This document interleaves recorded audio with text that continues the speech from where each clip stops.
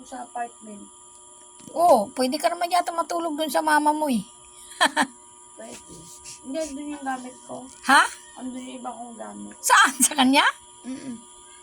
Ang sa kanya, hindi ko ang sabi ni EJ. Ma, uwi na natin yung gamit. Bakit ba? Anong gamit? Unan Damit? Oo, unan tsaka kumot po. Sabi ko, bakit ba? Sabi niya, kasi baka mamay pagising ko wala ka na.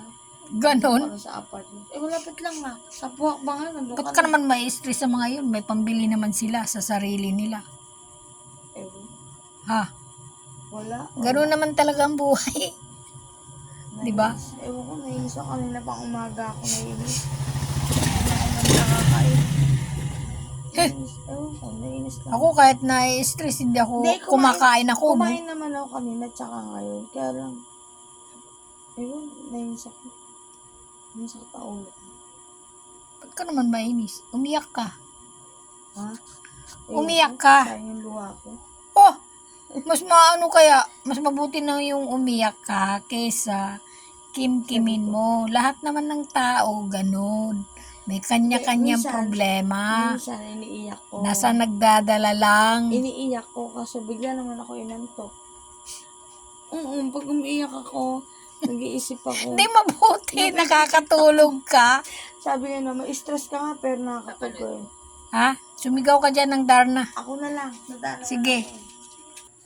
O, diba guys, nakakatuwa ang may tindahan. Nagbebenta ka na, hingahan ka pa ng mga problema.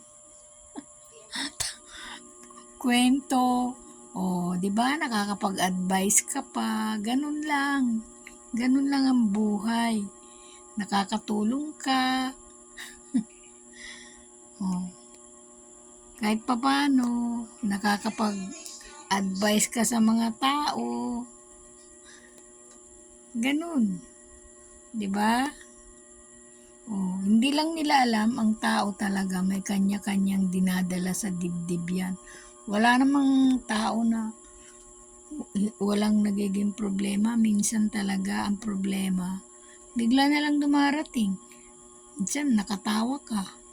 Tapos bigla na lang may kalungkutang darating. 'Di ba?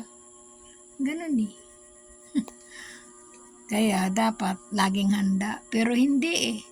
Hindi ka rin nagiging handa sa experience ko sa buhay ko. Basta bigla na lang darating, nakatawa ka ngayon, mamaya iiyak ka.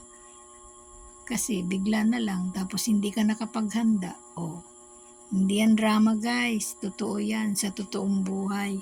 Haha.